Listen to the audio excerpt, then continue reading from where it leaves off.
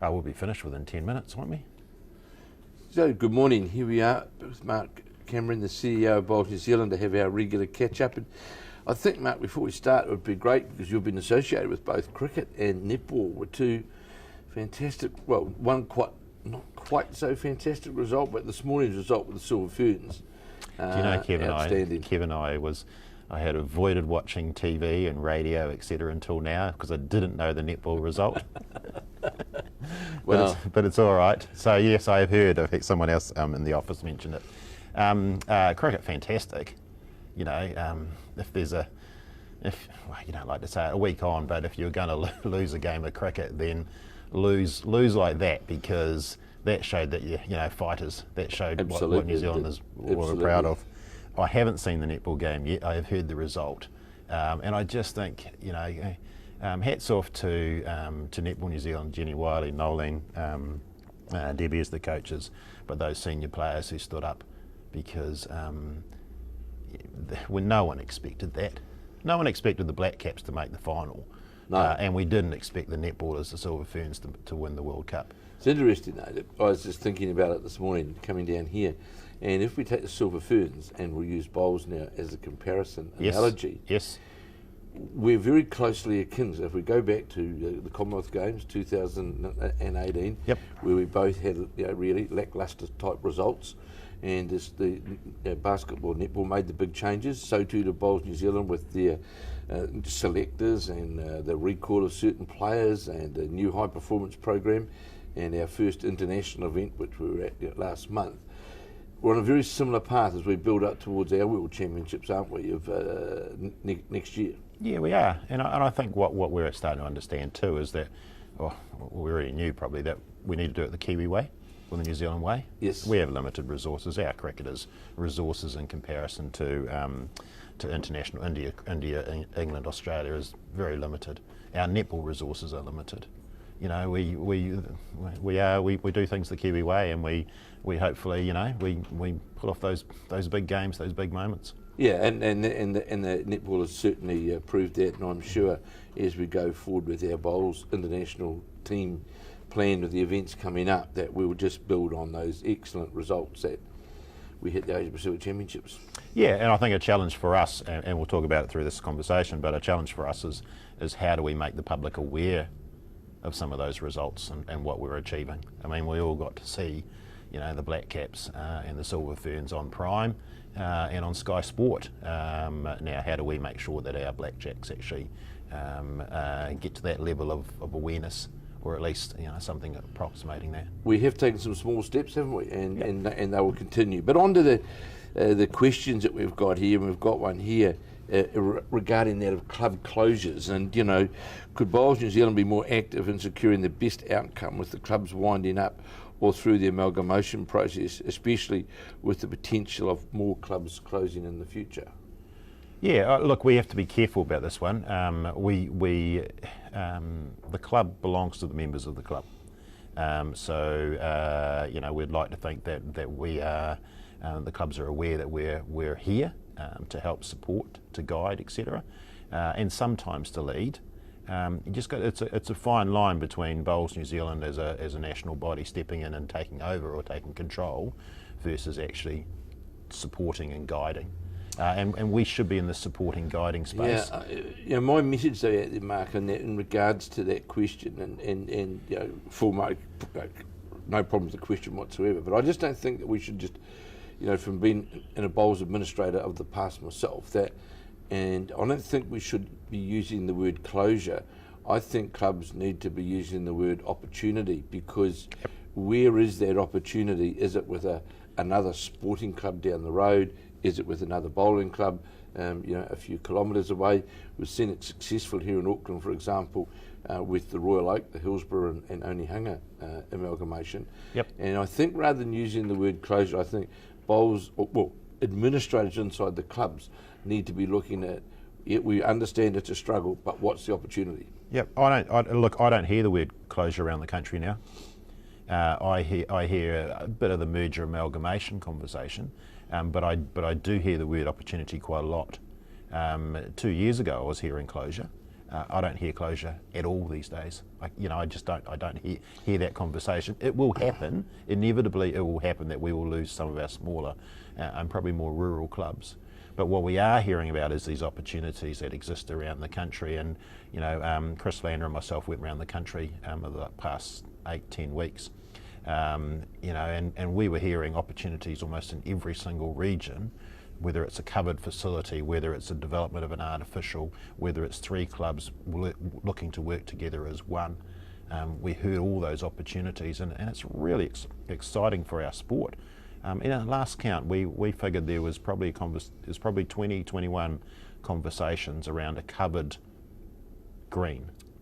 And a covered green costs $1 million, so there's some significant conversation around the spending of capital money. Well, it is, and also I think as well, Mark, is the nice thing is now that those conversations have been held out in the open. Before they were sort of traditionally held behind closed doors, and and then it came out. And the other thing which I think has got to be really, especially in like you said, at Christchurch, Wellington and Auckland, where we've got a number of clubs that sit on council and sporting codes, not just bowling clubs, sporting codes that sit within council land and council leases. The pressures are also coming on councils to how these clubs operate, and that's where our clubs have to be proactive to make sure that they've either got a long-term tenancy or they're enhancing their opportunity with it and making sure that council lease continues. Yeah, that's been a bit of an eye-opener for me, in that council isn't the ogre that perhaps they are perceived. Council actually do want to see greater utilisation out of their assets, but they're not forcing clubs to close here.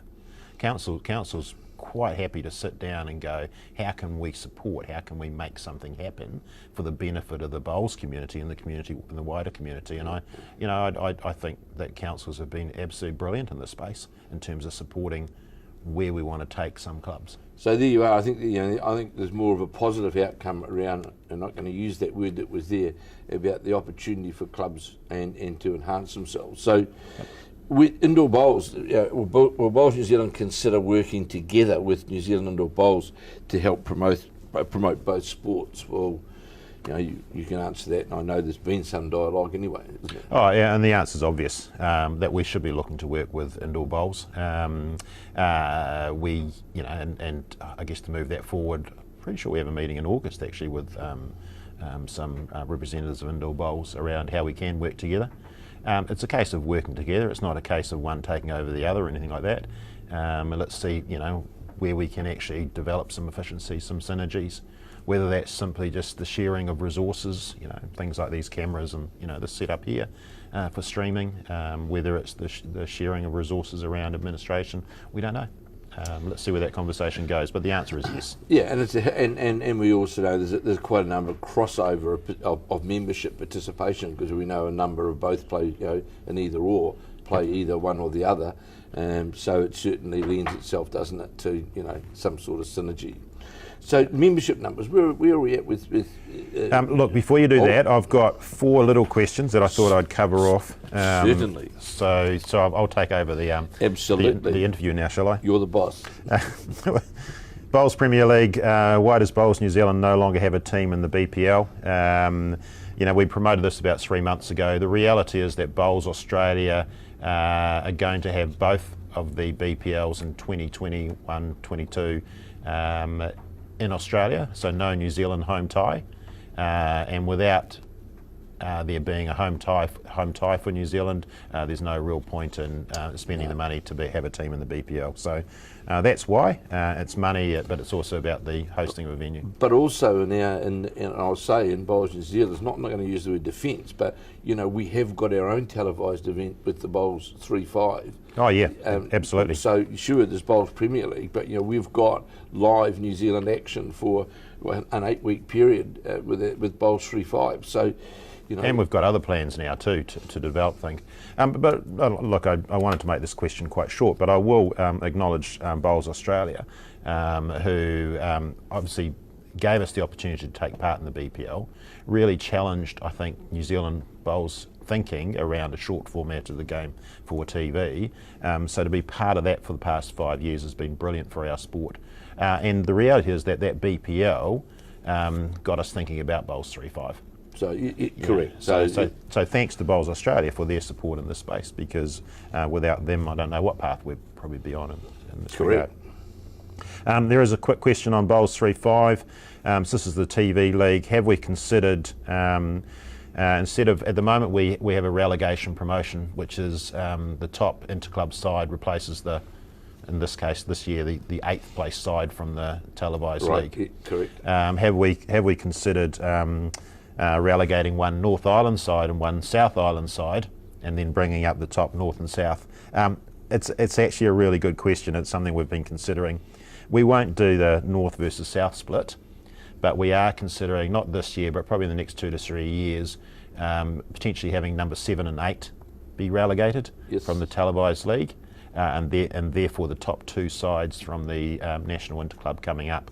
And just trying to get, a bit more, what do you call it, fluidity, a bit more clubs coming in. Well, you're rotating clubs around as well, aren't you? And telling different stories with it. And creating the challenge for clubs to it's a great event. So it is. The other thing, of course, which I was very pleased to hear last Friday on the network, on the NZB, NZB and Radio Sport, talking about the New Zealand Para team in Bowls 3-5. Good. And that was actually on the Sports News last Friday. Okay. About their now inclusion in this year's Bowls 3-5. So it's great to hear. Yep. And it's a really big statement for us, putting the Parajacks, as they're going to be called, into the Bowls 3-5. It's a statement about inclusivity of our sport. Is that lawn bowls, sport for everybody. Correct. So it's really good. The next question was just around the New Zealand Masters, just a technical question. What happened to the 50 to 59 year age group in the New Zealand Masters? It seems that the age groups are now 60 plus. I'm pretty sure, and this is really a question for North Harbour, Bowls North Harbour, but I'm pretty sure that they're just going to start this year with 60 plus. Which seems logical. Yeah, and then if it goes well, then look to bring back into the 50 age group space. There's a question here on the UBC, the Ultimate Bowls Championships. I did wonder what UBC stood for until now. Basically, I think there's 3 questions in here, but really it's saying is that can Bowls 3-5 and the UBC coexist? And the answer is yes. One's an Australian competition, one's a New Zealand competition. There isn't issues around the poaching of players. They're really aimed at 2 different audiences. One's very much the pro league type space, which is great, whereas our Bowls 3-5, whilst it's about good quality competition, it's also about promoting bowling clubs in our communities. Absolutely, and if we take the Australian-based tournament, which they're about to have their second event shortly, and compare it with Bowls 3-5, remembering that we are taking Bowls 3-5 from the club level. Yep. All the way through, whereas the UBC are virtually franchised-owned teams, owned by individuals or clubs or whomever, whereas ours is an event which starts from the clubs all the way through. Certainly they pay an entry fee, but it's to deliver a different objective, really, isn't it? It is, and and the UBC is a week-long event. Bowls 3-5 is 3 nights a week for 8 weeks. Live television versus videoed or turned into a series replayed. So it's different products, they're different things. But a bit like the comment about Bowls Australia with the BPL is that hats off to an acknowledgement of the people that set up the UBC, because it's great for our sport. So Bowls New Zealand, we'll support anything as long if it's creating more eyeballs and more awareness of our game. Well, absolutely. It's not we don't see it as competition. We see it as something that just supports and helps to promote and develop the game. Well, the other thing which it does do as well is it does take the sport into a global environment as well, because there are clubs from outside that of Australia and New Zealand participants in it, from Asia as well. Yep. And of course some players from the UK. And I think the guys put it all together and done a wonderful job, and it's great for the sport and great for the promotion. Hope it gets bigger and better. Yeah. So now membership numbers. Yes. So we've got about 7 or 8 topics here that we just. These are the topics that Chris Lander and myself delivered around the country over the last 8 weeks. So we've visited 27 centres. and we a little bit of a road show, but it was very much an opportunity to sit down and talk about where we're going, what we've done within Bowls New Zealand, and where the clubs are going as well.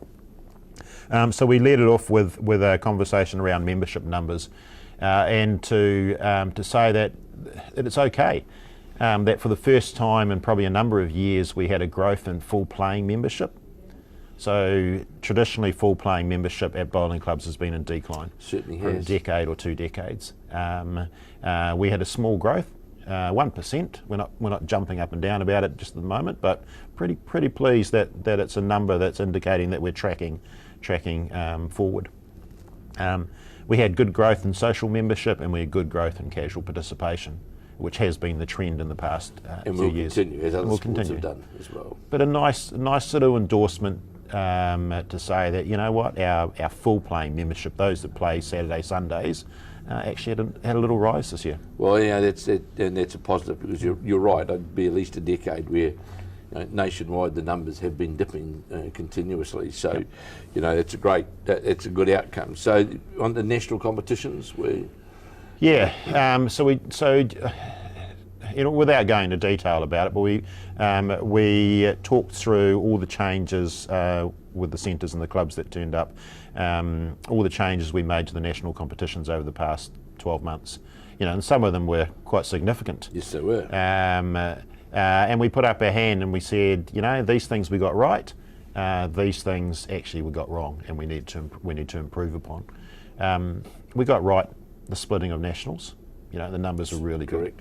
good. We got right the secondary schools, thanks to Auckland Bowls. I think that was a real positive.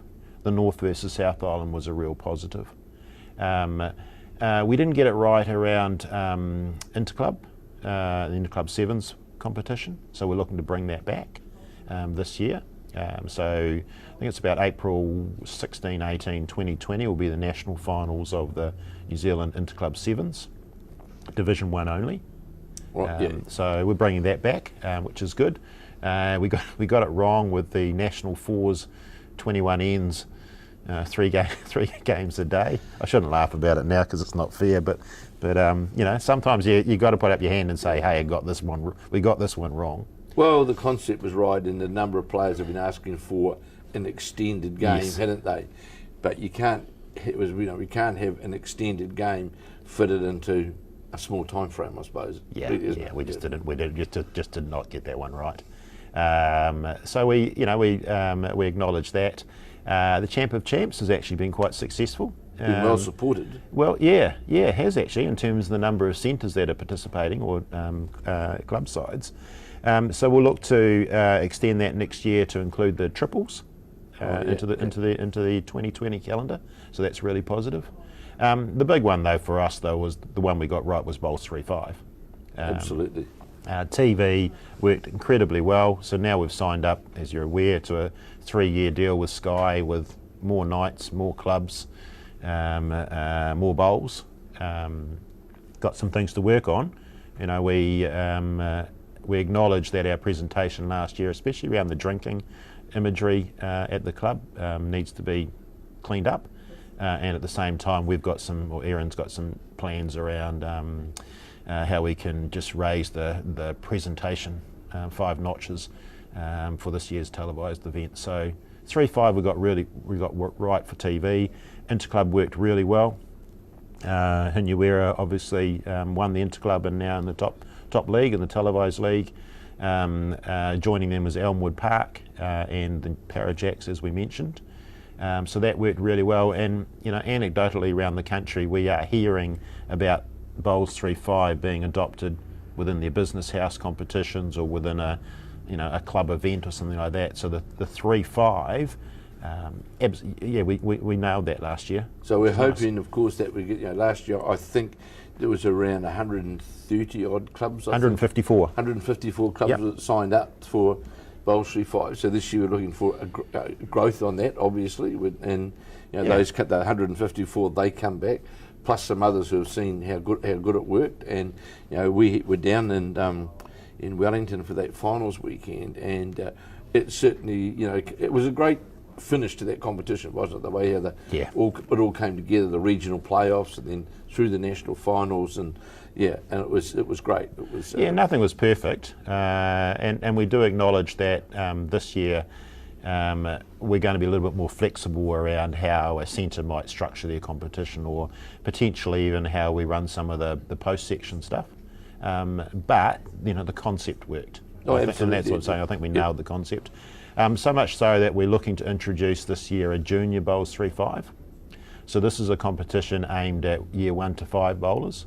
They will Well, finish. you'll be able to play in that, Mark. Yes, I'll be able to play it, assuming I make the club's top Well, side. reading your new business card, I'm sure you'll make the team. Coach, selector, Yeah, I am all of those as well. I'm sure you'll make the team. You've taken me off my train of thought. So we're doing Junior Bowls 3-5, aimed at year 1 to 5 bowlers. It'll culminate in the same finals weekend as the senior interclub. It's just a team of 3 though from your club who will play in Bowls 3-5. You can have as many teams as you want within your club or from your club, and it can be all male, all female, all mixed. So really just trying to... And those are centre run, aren't they? Club and centre run, aren't they? Yep. Yeah. And then once you've got your centre Junior Bowls 3-5 champion, they'll go on to a national post-section or national final series. So that's a again, see that. But if we go back to where we were having these conversations 12 months ago, we'd trimmed the calendar back, so to speak, the number of events. Well, we now go back and we're filling the calendar up again, aren't we? Yeah, I'm sure that's a good thing. Is that a good thing or not? Well, I think it's a good thing because we're doing something different. We're not just filling the calendar up by doing the same as the same as the same. We're putting different options out there, and then you build on top of that, build into that, of course, the Summer of Bowls, those fantastic events around the countryside with the Summer of Bowls. And, for anyone out there who wants to be either, what I would say, a leisure bowler, a club bowler, or that of a competitive bowler, you've got a very, very strong calendar now that's out there for everybody, isn't it? Yeah, and I think we've adapted that calendar in defence of adding things in. We've added them into to weeknight. So Junior Bowls 3-5 is a weeknight competition, as is Junior Bowls 3-5. We've added them into the winter, so now we have the Champ of Champions in the winter, as opposed to trying to stack it into that March-April period. The one event I think we should try and look at is this an idea, and it's not for Bowls New Zealand to take this over, but it'd be great to see a retirement village Bowls 3-5 event. Yeah. A national retirement village, which they run amongst themselves in their own retirement villages and extended it out. And I reckon it'd be great to Yeah, I mean, we have the Aotearoa Bowls Championship, we have the chartered clubs, RSA, you're absolutely right. We want to develop those sort of things. So there you are, you retirement villages. There's a challenge there for a centre as well. So affiliation, now there's a new affiliation system on the table for the annual meeting, is that right? Yes. Are you comfortable explaining that, or shall I do it? Well, I know how it's going to operate, but you're best to explain it. All right. Essentially, we are going to replace what is now a per member of a bowling club levy with an affiliation fee for that club. So that means that the club affiliation fee won't be based on membership numbers, etc. It's just a set amount that the club will pay Bowls New Zealand through the centre, and that is set. It gets CPI adjusted every year. And what that then in turn does is it means that clubs can look at what their membership categories. They can look at how they want to grab new members into the club, or people that are just sitting on that fringe that want to play a little bit of bowls but don't want to pay $100 or $150 to do that. It enables them. The new model enables that club to actually offer someone a $20 playing membership within the club. So are we saying then that if I take Club A down the road that's got 20 members and Club B's got 150 members, there is a set affiliation fee? Yeah, there's a set affiliation. It's based on what they currently pay. So if Club A currently pays $1,500 and Club B currently pays $1,200, that's the number they'll carry on paying. So it'll be a carry forward number with no increase. If you increase the number of members by 10, that number stays the same. If you decrease it by 10, that number stays the same. Really good thing about that is that, and this comes back to the centres, of course, as well, because centres has always been, in some regards, I'd say, clumsy. Yep. How they sort of classify their members, or don't want to classify their members, so to speak. Yep. This sort of takes us away, doesn't it? Because you just get the people in the door. Yeah. You're paying a set fee. Yep. So the message out there to centres really as well is, it would be sensible for centres who apply affiliation fees as well. Why not follow the same suit? Yeah, and I think most centres will do exactly that. They will follow suit here. I probably need to. We're trying to cover this, what is quite a complicated area, off in a couple of minutes. But I'll throw two other statements in here. And one is that we will build a hardship fund into the equation. So if there are some clubs that just change significantly over the next few years, then we will build that into the model and look to ensure that we're not the ones that are pushing them over the cliff, shall we say. So we'll need to incorporate that. The second point I make, and it's hopefully it's an example that resonates with people, is last year I got an email from a club down in Levin, and that club had, shall we say, 50 full playing members and 300 social members of the club. Now those 300 social members pay $10 or $20 each. The club wanted to offer them some playing rights, so they could turn up and play on a Thursday or Friday. Yep. Now, as soon as the club offered those 300 members, playing rights, they were up for $70 in levies from Bowls New Zealand and from the local centre. So suddenly, so the club therefore had to say, well, we want you to, 300 members, we want you to play bowls on a Friday, but it's now going to cost you $90 to do that. Correct.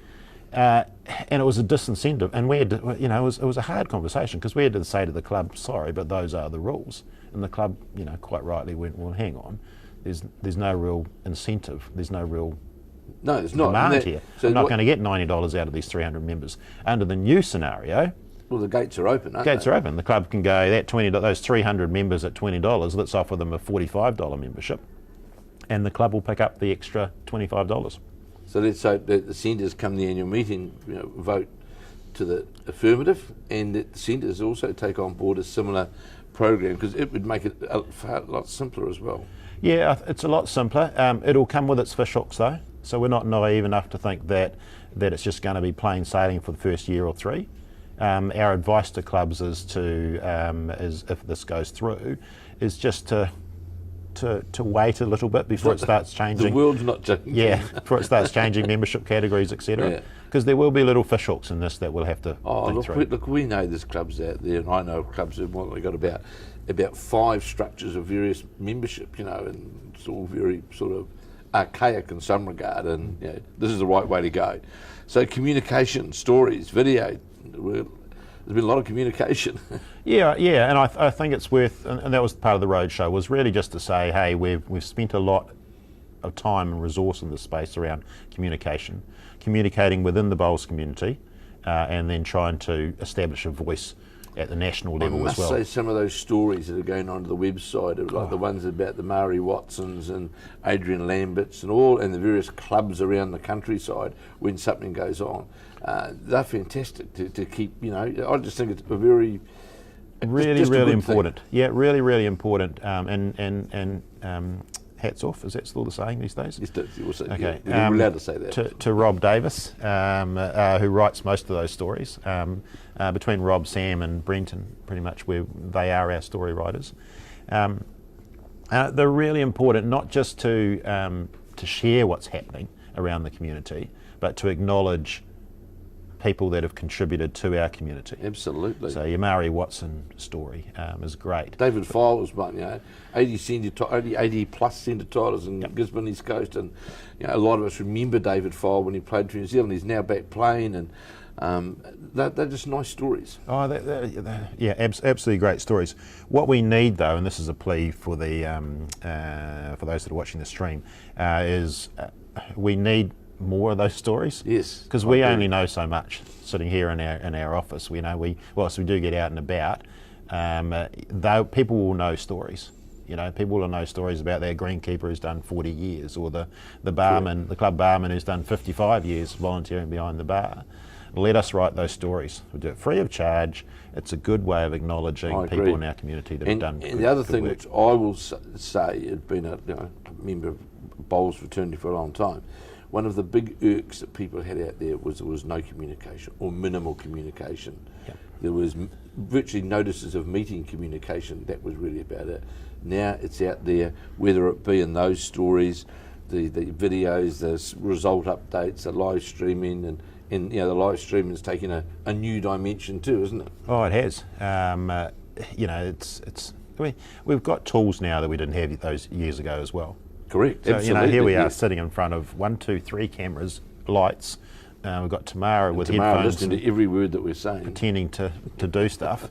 We've got technology now that we didn't have as well. Correct. So you and I can have this conversation, which is actually a lot more, I don't know, I won't be so naive as to say interesting, but it's a lot better than having a written communication. Totally, absolutely. It's a different. So we get to do this. We get to do some things now that we couldn't do before, and that's probably my next point around the streaming is that now we're in a world where we tell the story around.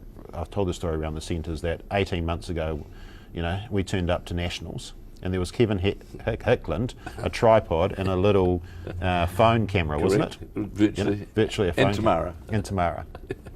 And a month ago, or 2 or 3 weeks ago, we turned up to the Trans-Tasman, to the Asia Pacific. 3 to 4 cameras, 2 commentators, on-screen graphics, and it's broadcast on stuff.co.nz. Yeah. In 18 months, we've gone from what was very amateur, all due respect to, I know you did an exceptional job, to a month ago, where we're not only producing a high quality product that other media partners are interested in, but we're doing it on a bigger platform now as well. And as the Summer of Bowls moves forward and the other international events which later on this year take place, we are going to be bringing those events into your lounge or your mobile phone or wherever you might be. That you're going to see, continuous, visual right throughout. And of course, again, I hark back to about communication. That was always the thing about, Bowls never has live TV. It doesn't have that. Well, we've now got Bowls 3.5, which is televised. We've got our live streaming of our international events. And we've got other Summer of Bowls events on, of course, which we'll be doing. And we've got a media platform, a national media platform, who want to run with it. Yep, and not just one. I suspect. Watch the space as the next few months develop as well. We're in a good space right now, where and I think it's largely because we're not waiting for someone to produce the video for us. We're not waiting for some other organisation or media partner to come along and televise these things. We go and do it ourselves. Correct. That little bit of Kiwi ingenuity. We've just gone, we can do this. We can get 3 cameras and lights and audio and switcher units and whatever those things are, and make it happen. And then we have people like yourself who step up from the Bowls community and actually take some ownership and turn this into something. Great. Look, I'll be the first to say that when I turned up at the Asia Pacific Championships to do the work there with Brendan, the Tamara does a wonderful job, but boy, that crew in Australia, they took it to another level. That's for sure. Oh, that's harsh on Tamara, wasn't it? No, certainly not. I'd love to have Tamara there with us. They were 2 New Zealanders, by the way. Correct. They were on the Gold Coast, so we'll claim them as our own. Yeah. So we're moving forward. Work goes in the background back here too. Well, there was. Definitely there was. Yeah. But we're doing some really good stuff now. We can produce it ourselves. We can tell our own stories, whether that's written, whether that's video, etc. And I think that's quite exciting for a sport like us. Is that for a sport that many would say was entrenched in the 20th century, in the 1980s. Now we're in this space. There's an important part as well, which you haven't touched relative to this, is the way, because Tamara, stores all of these on the Bowls New Zealand website, and from a coaching point of view now, you can actually go on and you can watch the top New Zealand players playing. You can watch their delivery. You can watch the top Australians. You can. Yep. So from a player and coaching point of view, they are very, very good to go and have a look at, because you're seeing the Gary Lawsons, the Joe Edwardses, the Shannon McElroys, and Ryan Bester, all of these people, and it's there for people to have a look at. Which is where a lot of other sports have been in the last 10, 20 years. It's just that we're hitting our straps now. Yep. So the ranking system, which I know has been, I know a certain person I can see sitting at the other end of the office here, who's been working on that. And how's that coming on the ranking program? We've established a rankings report from the last summer, and I think that story's going live probably in the next week or two as to who's the top male and female bowler around the country. The thing about this ranking, though, is that we're looking to really crank it up 5 notches over the next 2 to 3 years. So we're going to build, if you're an ex-squash player or squash player in this country, you'll understand their grading system. Absolutely, A1, A2, B1, B2 down to E1, E2. Or if you're a golfer, you'll understand their handicap points type system. We're looking to establish for the country as a whole, a points system for bowlers. So we'll end up giving you number of points as a singles player, a pairs or a triples or a fours player. And building not for all of our bowlers, but for a chunk of our bowlers, a system that actually they can monitor their progress. They can, as they do better in events and competitions, they get more points. Selectors as well, doesn't it? Yeah, potentially help selectors as well. But we get to tell stories about people and how they're performing around the country. So we're looking to build this points type system. Where it ends up, we're not quite sure. We're walking into this. The objective of it, though, is to build a database of people that play our game. Absolutely. And some wise words that were thrown at me recently was that unless people have a real reason to belong to your database, then don't bother doing it.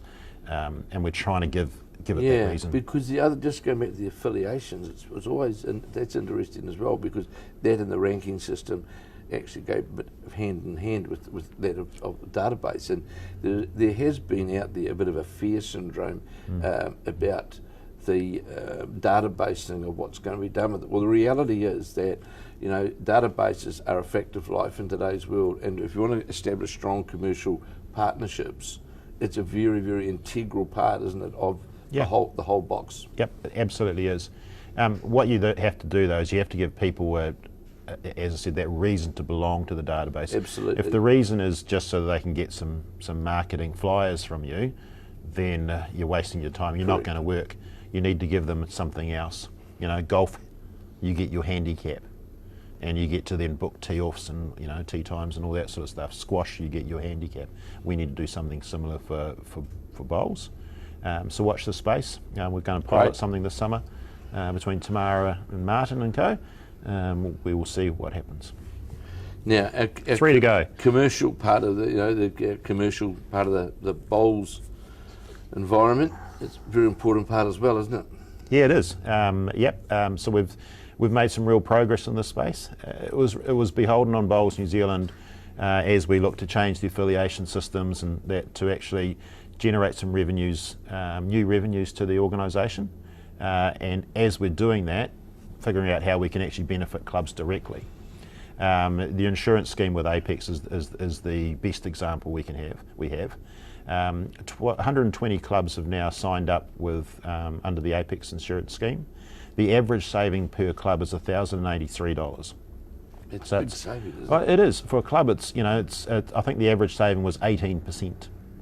But $1,000 saved to a club for doing nothing more or less than what you were doing is significant saving. So it's a really good one for us to demonstrate that we can deliver a commercial scheme with a partner that actually benefits the club and also benefits Bowls New Zealand. So that's been we've been blessed with that one. Preble Seeds was another one. We're very, very appreciative of the relationship there. And last year, through the Preble scheme, $38,000 was rebated to the Greenkeepers, New Zealand Greenkeepers Association. That's a lot of money for, Yep. you know, Yep. for money that they wouldn't have earned, so to speak. Yep. I mean, that's huge for us as well, and huge for them. They get to do trainings and things like that. The third partner we do like to promote is Dynasty Clothing. So it's time of year now that clubs are looking at uniforms for their teams. Centres are looking at uniforms as well. Dynasty offer a really sharp price and good product. Well, it's good products, all right. Yeah, I mean the Blackjacks are wearing Yep. all that product without issue or complaint. Yeah, no, I love the product. It's very, very good. And, Yep. Thank you, Dynasty. Yeah, thank you, Dynasty. So especially those three, they're good examples of commercial partners that we've brought to the table. Apex primarily for the benefit of clubs, Prebble Seeds for the benefit of greenkeeping, and Dynasty hopefully for the benefit of the clubs and the Blackjacks in this case. Now, on facilities, we've got a lot of new facilities or upgraded facilities underway at the moment, isn't there? Yeah, we tell a story that probably 12 months ago we were having about 6 conversations around the country whereby clubs were looking to cover their artificial green. We reckon that's now at 21. So in the space of 12 months we've gone from, shall we say 5 or 6 Nine-Eye Newland type stories to 21 where I think I did a leg through Wanganui, Manawatu and the Wairarapa. And all 3 of those centres, at varying stages, we're having conversations about, covering a green, which ultimately led to conversations around, the mergers of clubs, paid administration. So the covering of the green was part of a wider conversation about how we... It's a catalyst, isn't it, Yeah. to move forward into other things, isn't Yep. it?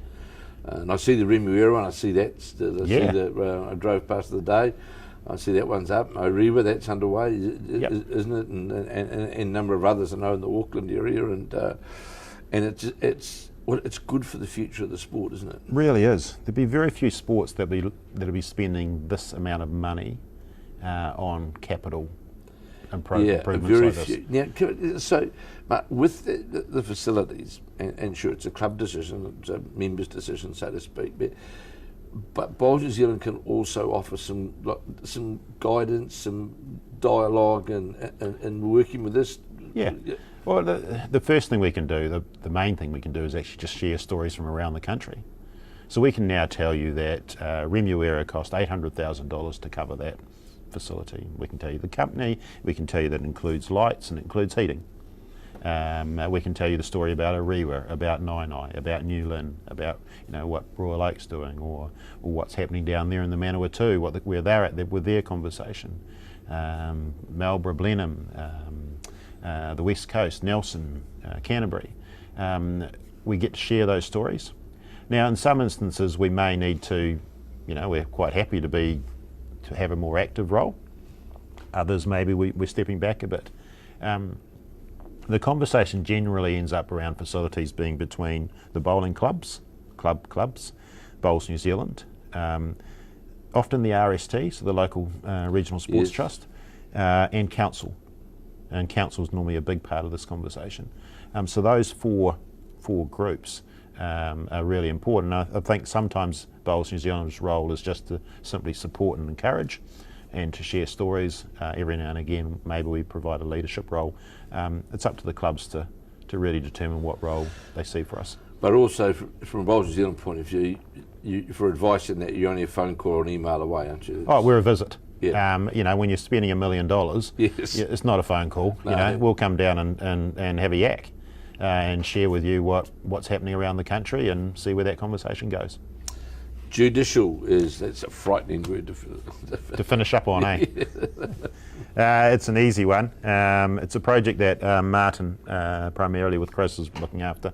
Over the next 6-12 months, we're going to look to keep this short, to standardise the penalties that clubs are imposing on members, for want of a better description. Because what we're finding is that if I abuse you on a bowling green in Dunedin, I may get 2 weeks, but if I had said the same thing to you on a bowling green in Whangarei, I may have got 6 months. Right. So we're looking to establish some guidelines whereby, we say something like, right, low-level verbal abuse is 2 weeks. Generally, it's 2 to 4 weeks. Physical assault is 6 months. Sensible. And we're looking after ourselves here too, because we're stopping all these appeals that end up happening. Correct, they do. When someone gets 6 months and they find down the road it was only 2 weeks, correct. Suddenly we've got an appeal on our plate. So it's about consistency, isn't it? It is. Yeah. So that's where we're looking to go with the Judicial over the next 6 to 12 months, is just try and create some, consistent guidelines around penalties. So does that mean, which it should mean, I would say, that the judicial process, or the whatever we'll call it, the penalties, they would be consistent with both New Zealand centres and clubs? Is that? They'll be consistent. Yeah, they'll be consistent from centre, Bowls New Zealand centre and club level. Now, club centre or Bowls New Zealand doesn't have to follow that. No, of course. But it's a guideline, and you'd think that most people would follow it. Otherwise, you're probably up for an appeal. Right, so that covers off everything. And I can tell that Mark and I, no date set. Well, there will be a date, which you will be told about. But when our next update, we'll have another feast of things to talk about, like the Bowls New Zealand annual meeting, the New Zealand sides, which will be no doubt in the process of being selected for the Trans-Tasman and the multi-nations event, and other teams relative to that, which is in November, and of course some of the Summer of Bowls events, which won't be that. 3-5 will be getting underway. That won't be far away. Yep. And of course, also it's our intention that we're going to have some dialogue in this format with our commercial partners as well, like the Prebble Seeds and Apex, and they can then come on our live streaming and tell people what they do and how they can assist clubs or individuals or whatever. So you'd have to get those Apex guys to shed their ties though before they come on. This sort of meeting, eh? Yeah, well, I can organise that, all right. Okay, good. So thank you, Mark, and we trust that our audience has enjoyed this extended coverage over a number of matters this morning. 48 minutes. That's our longest yet, Kevin. But it's all very important. So we'll be back with another update in a month to 6 weeks' time. Thank you. Thank you, Kevin.